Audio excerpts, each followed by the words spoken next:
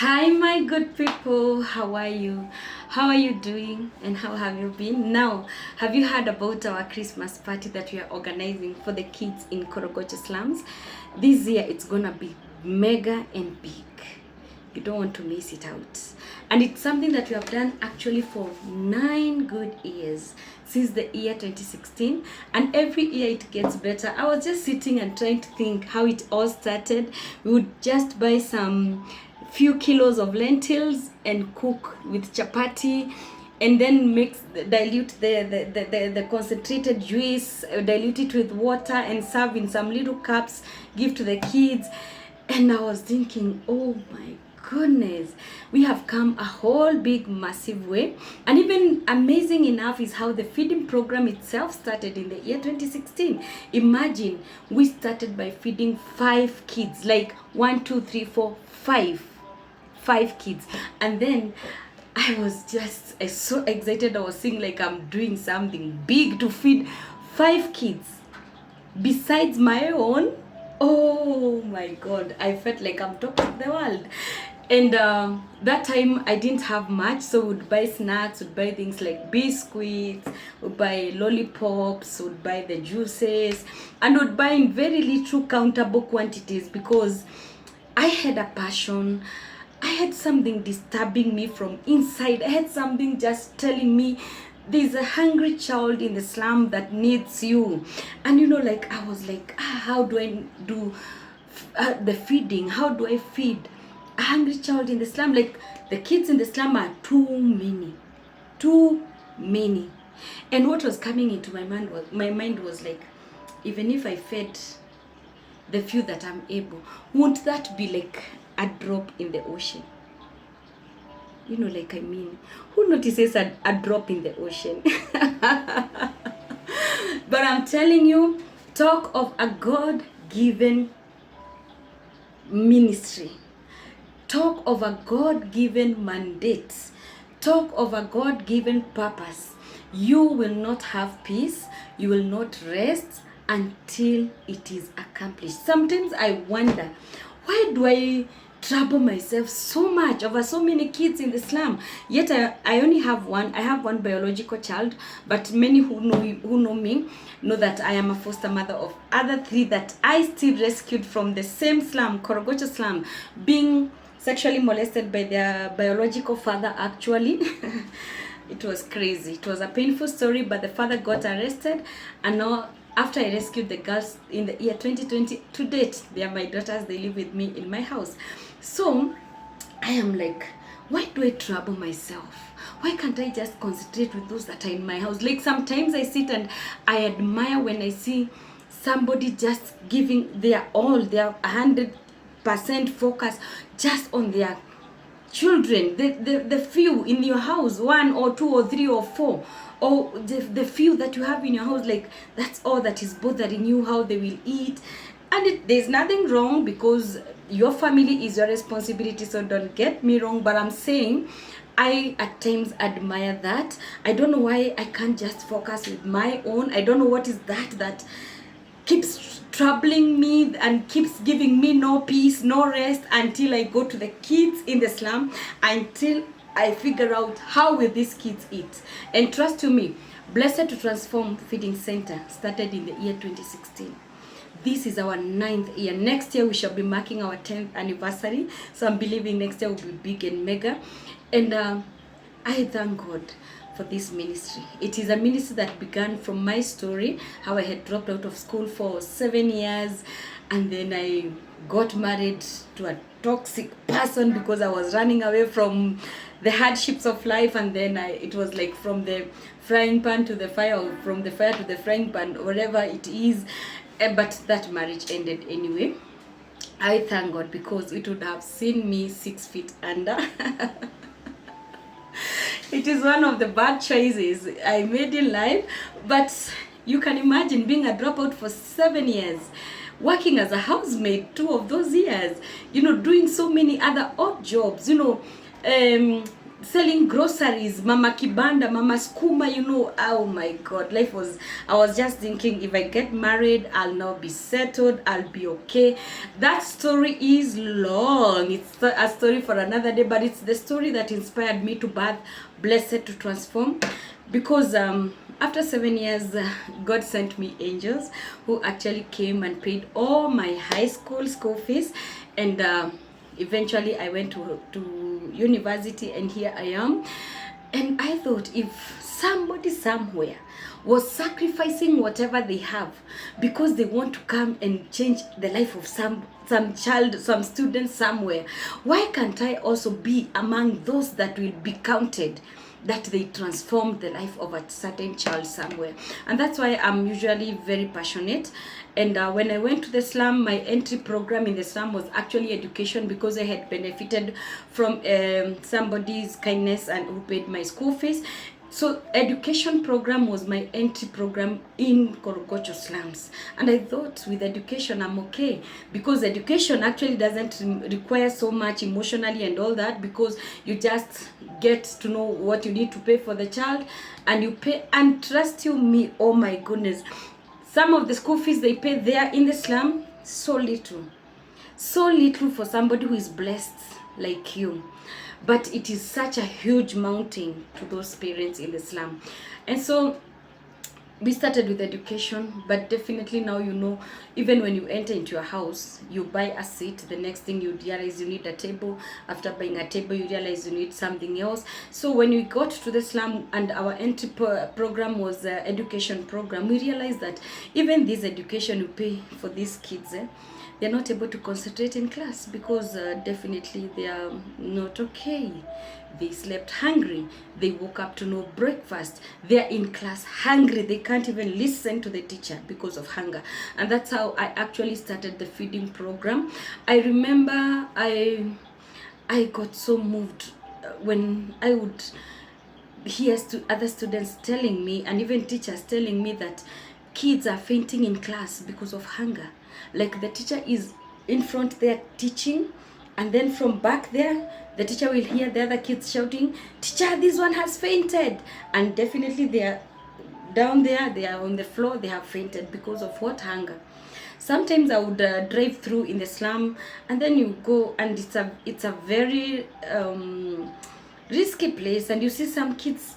I thought they are just lying down anywhere, anyhow, all over, without caring. That's what I used to think, and it kept bothering me. How careless can these kids be? How do you risk your life? This is maybe a place next to a drainage. If the kid rolls, they fall into the drainage. Maybe this is a place even a car can roll over them, or you know, it's a dangerous place. And I was like, these kids are really playing and joking with their lives.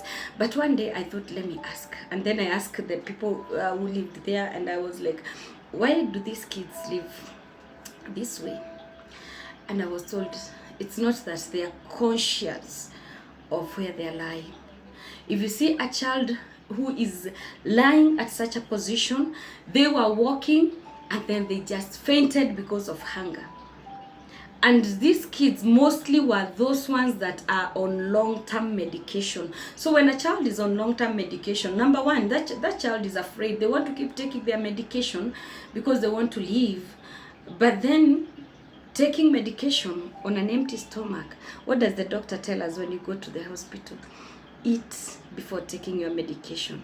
Now here is a child taking long-term medication, maybe daily, and then they are on empty stomach for days. They will get so irritated, and at some point the drugs will outdo them, will just be too much for them to handle, and that's how they would be walking and faint anywhere. And it really bothered me, it troubled me. I would go home and I have my plate and my spoon, and I just, instead of eating, I'm just doing the spoon like this, and my mind is far, and I'm thinking, how about those kids I saw fainted because of hunger? What can I do? Me as Gladys, I don't have the resources. What can I do? Something needs to be done for these kids. That's what I was thinking in my mind, actually. Then I came to a realization, I can't do this alone. I I thought, why can't I talk with friends? I have friends like you who is watching this video. You are my friend. We can do a lot together with you. You are my friend. You are my partner. And I started talking with a few of my friends, telling them what I saw, how troubled I am, trying to brainstorm and figure out this cannot be. Even if I'm feeling like if I feed just the few that I'm able, together with my friends, it will be like just a drop in the ocean. I thought, I better do that one drop in the ocean. And then I came across a quote by my mentor. Unfortunately, my mentor is late. Saint Mother Teresa. She said, if you cannot feed 100, just feed one. And I was like, ooh, this is what I was waiting to hear. Actually, this is what I needed somebody to tell me. If I can't feed 100, I can definitely feed one. And that's why you see, if you follow us on our social media handles, Blessed to Transform pages, official pages are going by the name Blessed to Transform Feeding Center on Facebook, on YouTube, on Instagram, on TikTok. Everywhere we are Blessed to Transform Feeding Center. But my personal page is First Lady Glado. And I'm like, that's what I needed to hear. If you go to our official pages, you will see me telling people, each one, feed one. Each one, feed one. And actually we have copyrighted that. I wish I can be able to show you. Yeah, I can be able to show you. See, because I'm in the office, I can be able to show you. We have copyrighted that. Each one, feed one. It's already now copyrighted. This is our copyright certificate. So when you hear me saying each one, feed one, it is this serious. It is as serious as going to a point of copywriting it. Each one, feed one now belongs to Blessed to Transform Feeding Center. This is our property. This is our property. So when I say each one feed one, I mean it from my heart, because I saw myself thinking, I need to feed, but I cannot feed every hungry child in the slum. But then somehow it has to be practical. What am I going to do to feed a hungry child in the slum? And my mentor, Saint Mother Teresa the late, gave a quote, if you can't feed 100, and I love quoting that quote, if you can't feed 100, just feed one. So that's how we started our feeding program. Another thing that really, another scenario I remember back in 2016 that really moved me so much is when I went to the slum during the national examination period. Here we call it the KCPE, Kenya Certificate of Primary Education. Then nowadays it has changed to the CBC system. And the national examination used to take a period of 3 days. And when I was growing up, we were all looking forward to that examination period. Why? That is the time you're treated so well, you're pampered, you're made to eat every nice thing so that you're okay for the exam. I remember when I was growing up, having soda every day was something big for us. You're eating bread, oh my God, they are eating fries, and where I came from, it was something big. It was something big. And so we would feel so good about this 3 days period, because we would like, hey, this is a time daddy or mommy is gonna treat you so well. But then now I came to this other side, I came to the slum, and I'm like, I met these kids in the slum coming to the exam room absolutely hungry. It troubled me. I said in my heart, no wonder they cannot perform. How will they perform? Hungry stomach. But I met a head teacher, the late Mr. Wege, a fantastic, amazing gentleman. May God rest his soul in eternal peace. Such a great man.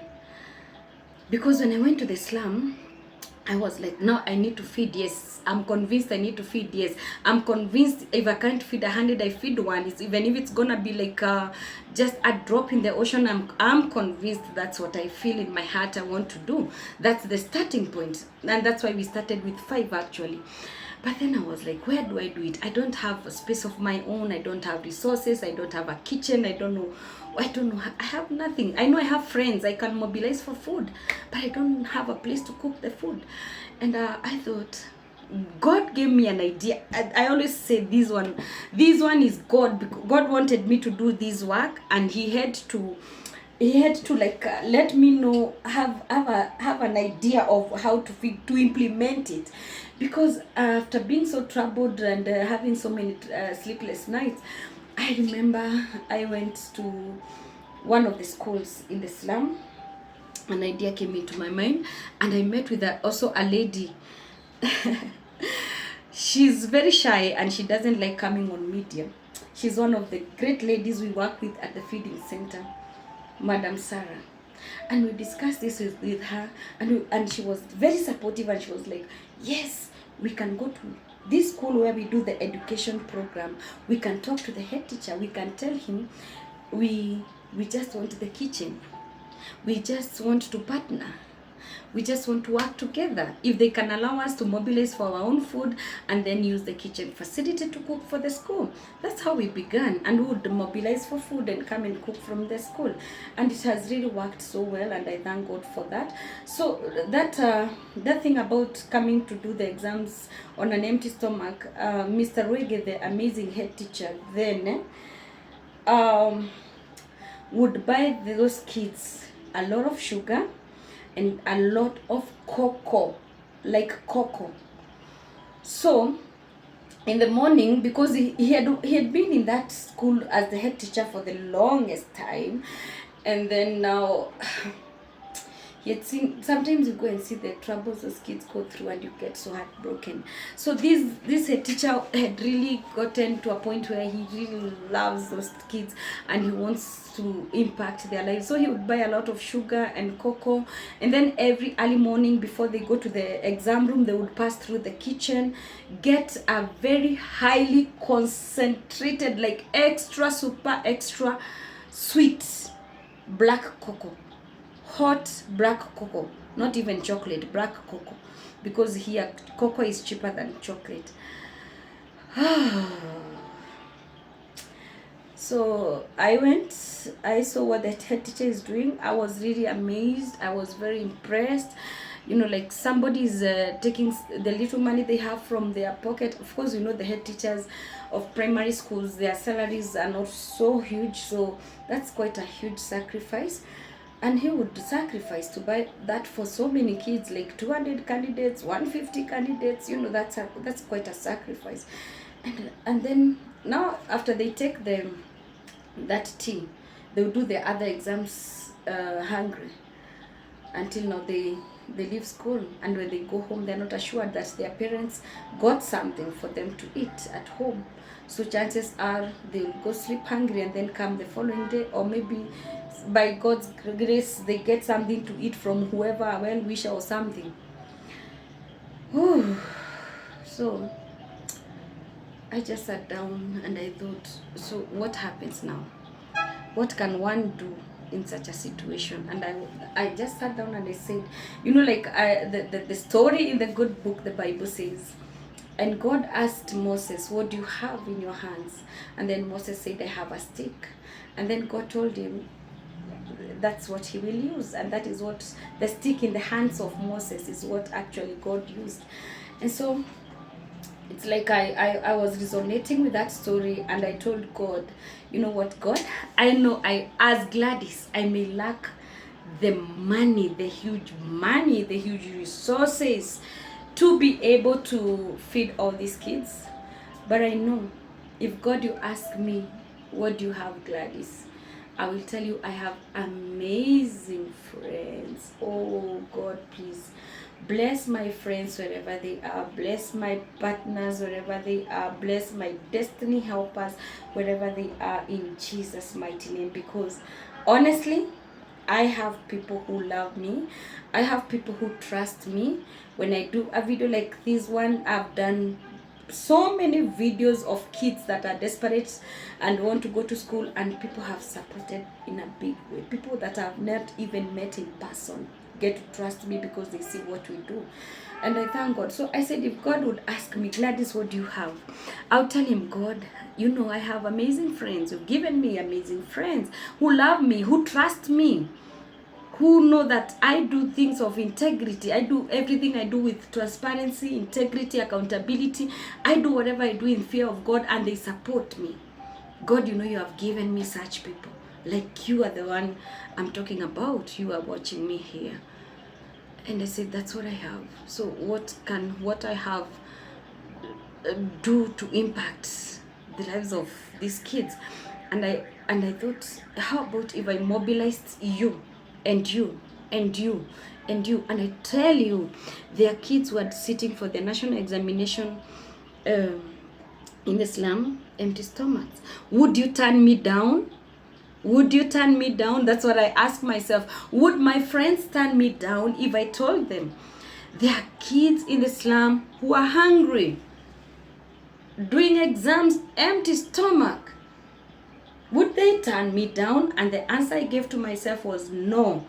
For sure, the amazing friends I have and partners and destiny helpers, they cannot turn me down. They are God sent to me and they cannot turn me down. And I gathered the courage. I went to them and I told them the story on social media, just like I'm doing here. I posted on my Facebook, on our YouTube, everywhere I posted.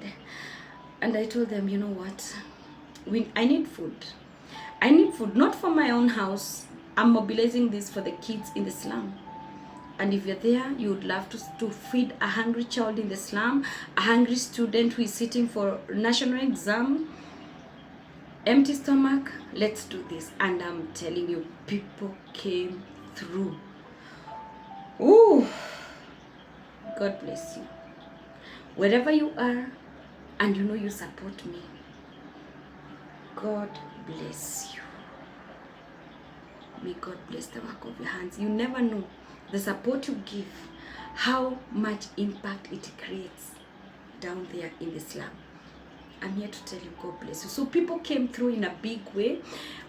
And I talked to the head teacher, the amazing head teacher, Mr. Ruege, and I told him, I have seen what you've done. That now was in the year 2016. We didn't feed the candidates that year, because now that's the year I realized how they have been doing it, and I saw how miserable the situation was. And I told him, I've seen the struggle that is here, and what you are doing you are sacrificing too much for these kids, and I would love to support your sacrifices and your acts of kindness if you allow me. I have amazing friends. We can be mobilizing every year when it is that time for the national exams. I will be here with my friends to make sure that we have food to give these kids good meals during exam. Now in the year 2017, I told my friends, it's again that time. It's the national exam time, 3 days. And I want us to spoil these kids. Talk of my friends. Talk of my friends. So you that is watching me are my friend. And when I tell you let's do this, you are ready to action. You're ready to call me on this number that is on this screen. I know that. I know I'm going to receive a call from you, or maybe a text, or maybe a WhatsApp message telling me that you're going to partner with us at Blessed to Transform. And so my friends really came through in a big way. And I'm telling you, we spoiled those kids for the first time in 2017. And in the morning by 7 a.m. they would come to the school. They would find very nice tea with some fruits, with bread, with like a heavy breakfast. They would take and then go for the first exam. By the time they're coming for the break after that exam, they would come take the 10 o'clock tea with some bananas, some boiled eggs. Then they would go back and do the exams and then come out for lunch break. Oh, I feel like, wow, I was feeling that time 2017. I was excited. I don't know how I get so excited when I see those kids happy. Oh my God. I've never even been able to understand myself where that joy comes from.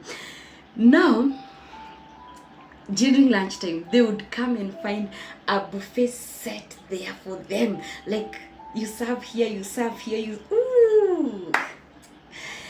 My babies were happy. I call them my babies because I love them. My babies in the slum. And it happened for 3 days. Then on the third day, we said we're gonna end the exam with a bang. We're gonna end the exam with a bang and give them whatever they have never gotten before. So we did it like a party, like a farewell party. We had nyama choma, the barbecue. We had sodas. We had a big cake to cut. It was a farewell party. I'm telling you, I didn't know the impact that was creating. I was only doing what I can do. I was only feeding one if I cannot feed 100.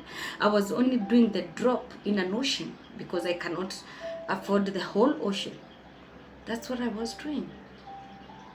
But I remember during our first year to cook for those candidates, there's a girl we used to give them boiled eggs every morning. 1 egg each student because there were many. There were over 200. There were many. And that girl just came to me and she was like, Auntie Gladys, are we going to be eating eggs every day? Every day until we finish exam? And I was like, yeah. To me, I'm like, egg is just 1 egg. That's the minimum. And she was like, what? Oh my God, we shall eat eggs every day. And I'm like,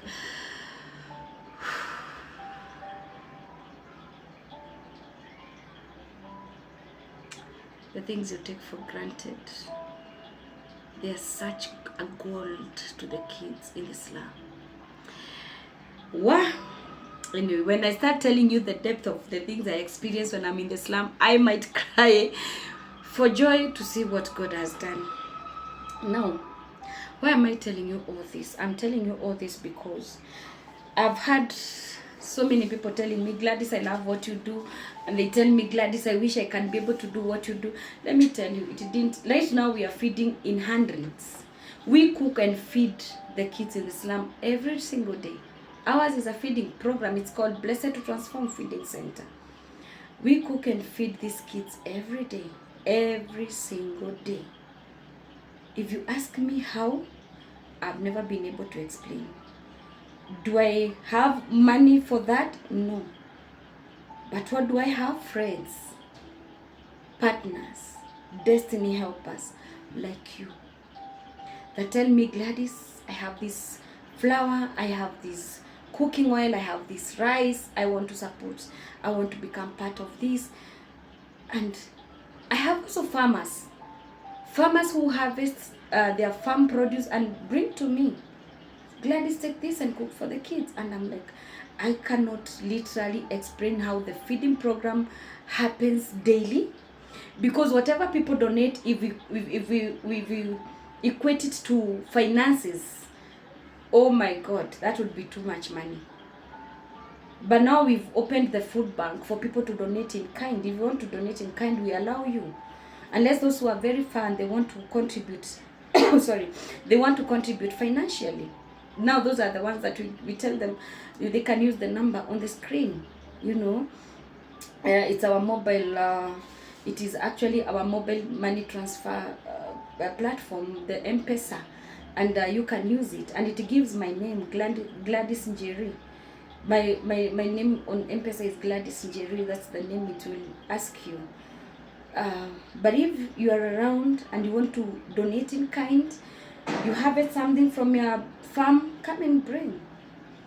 You are able to get something from wherever you want to deliver it in person, in kind, come and deliver. We're gonna, like today I just received kales. You know kales, sukuma wiki, all the way from Murang'a by a very good friend of mine. She lives in the US, but she has a farm in Murang'a, Kenya. And she has somebody, a caretaker in that farm. And in that farm, whatever they produce, she sends to us. They harvest maize, they send. They harvest vegetables, she sends. You know, our amazing friends that are passionate to support this program. have a farmer who farms onions. When they harvest, they bring to us. Another one harvests cabbage. When they harvest, they bring to us. I have an amazing friend, Daniela. Daniela has partnered with a great organization called Farm to Feed. So Farm to Feed is an organization that actually does two things. Takes whatever the farmers would have in excess and then brings it to those kids, those people who might need it at very, very affordable prices. So Daniela Foundation make sure that we receive those kind of food donation. I have amazing friends. If I start mentioning all of you, oh my God, the Baraka Legacy, you know how many kids you helped me take to school. I don't know how to thank you. I have amazing friend. AfriPads, again by Daniela Foundation. They bring us a lot of sanitary towels, recyclable sanitary towels for the kids, for the girls in Islam. Like, for me, I've just stuck with that quote by my mentor, the late Saint Mother Teresa. If you can't feed 100, just feed one. So I'm welcoming you. There is this number on the screen here. You can actually call it, you can text, or you can WhatsApp, and then we can talk on how to do this, on how to impact lives, on how to touch lives through love. And I know maybe you may want to see more of what we do. Go to our official YouTube. You'll see our videos, including the very old videos of when we started those nine years ago. You'll see those videos there. Just go to the YouTube and search Blessed to Transform Feeding Center. You'll see us there.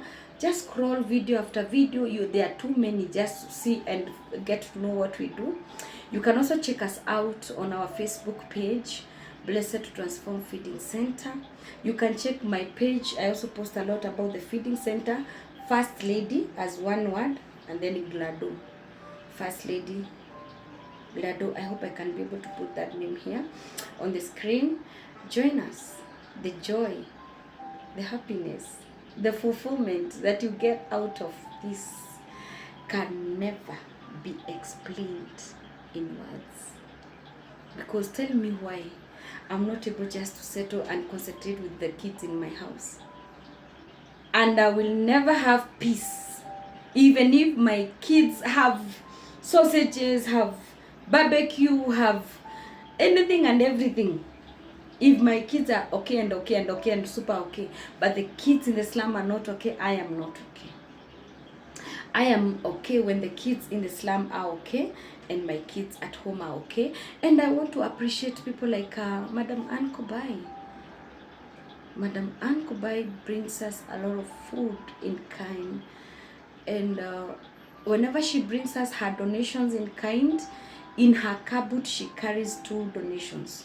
She will carry the huge donation to the feeding center. She's the CEO. Madam Ann Kubai is the CEO of Fashion Aid Foundation.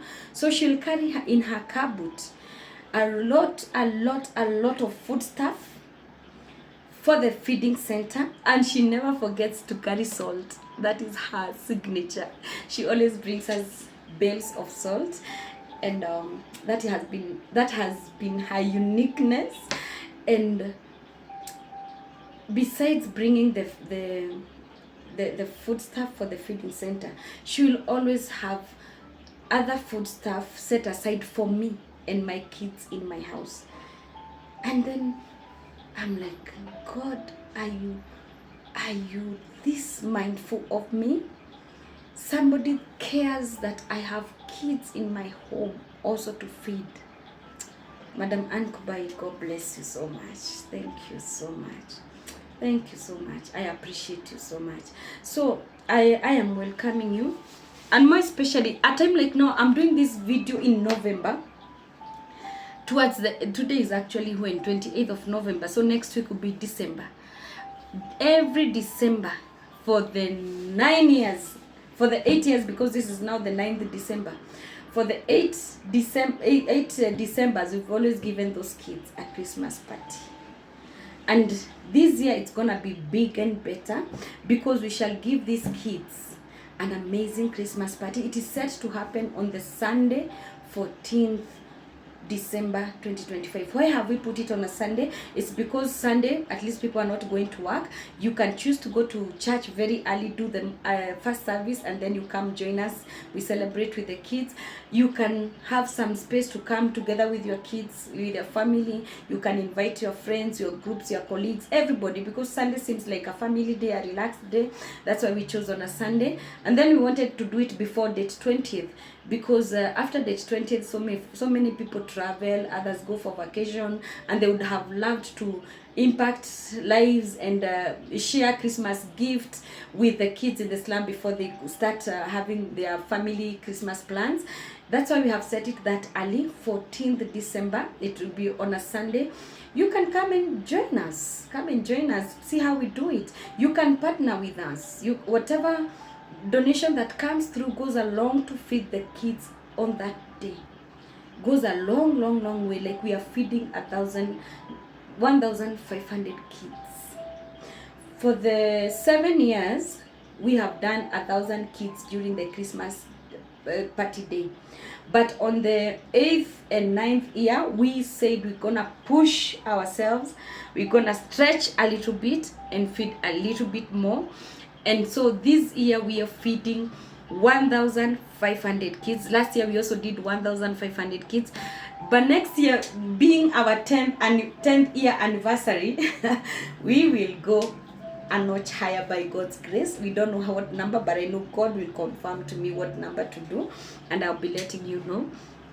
So if you are around Nairobi, Kenya, I am normally welcoming you, or here in Kenya, you can travel from wherever you are to just come and join us on the Sunday 14th December 2025.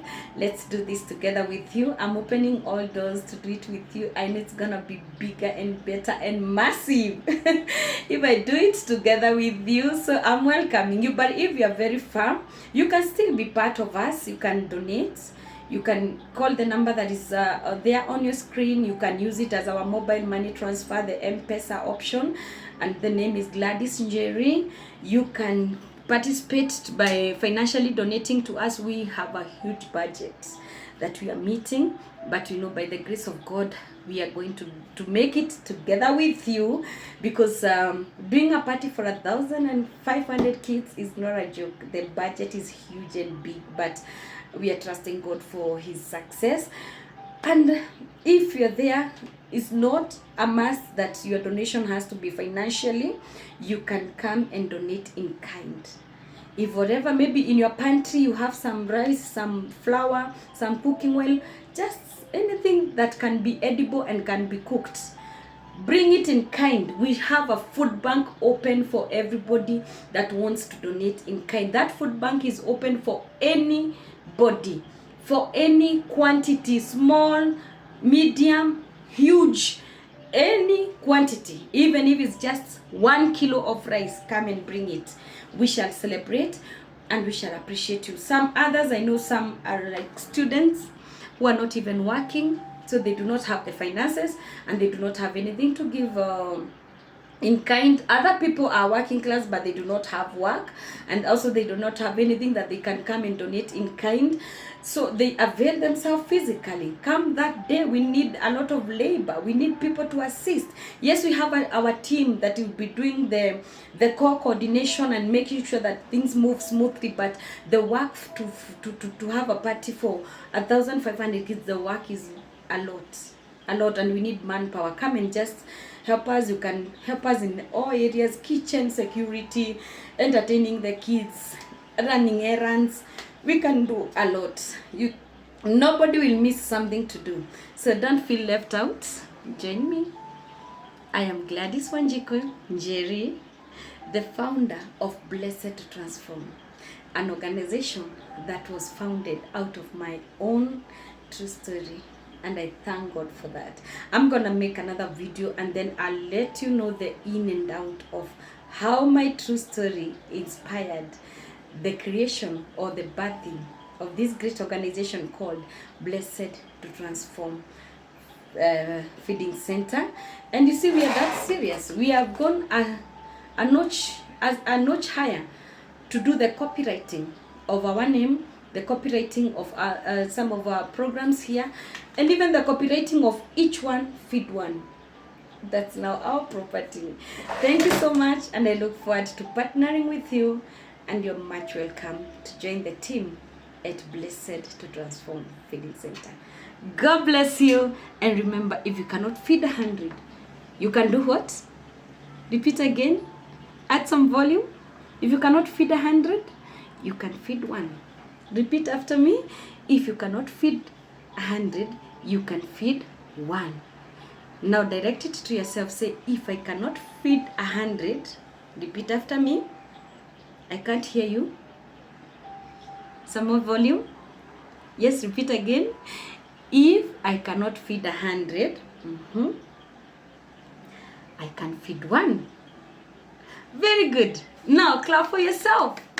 You just convinced yourself that no matter how little you have, that little, when it comes to Blessed to Transform, and we add it with another little from another person, with another little from another person, it can become huge, and together we can impact more lives. So it doesn't matter whether it is little that you have or more and much.